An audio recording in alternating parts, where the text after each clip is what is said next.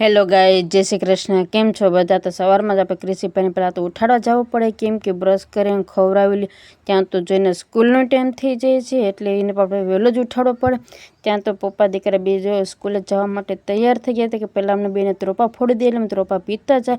પછી તો જે બે જવા માટે નીકળી ગયા, કેમ કે હિતેશને સ્કૂલનો ટાઈમે બપોરનો છે અને ક્રિશીભાઈને એટલે પહેલાં ક્રિશીને મૂકતા જાય ને પછી એ જાય. અને આજે અમારે જવું તું ક્રિશીને દવાખાને લઈ જાવ, કેમ કે એને ઝાડા ઉલટી થયા હતા, એટલે અમારે એને વેરા ગોડસેની દવા લાવવું પડે. એટલે જો આપણે આવી ગયા છે વેરાળ દવાખાને.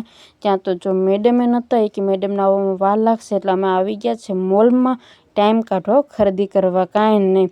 પછી તો જ આપણે ક્રિશીભાઈને ડોલીમાં બેસાડી દીધો, કેમ કે નીચે હોય તેમ કે આ લેવું ના લેવું, આ સાયકલમાં બેઠો રહે ક્યાંય જાય ના કે.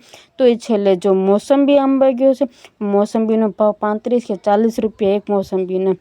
પછી તો જો આપણે દવાખાને પાછો આપણો વારો આવી ગયો હતો, એટલે જો અમે દવા લઈને પાછા ઘરે જવા માટે નીકળી ગયા.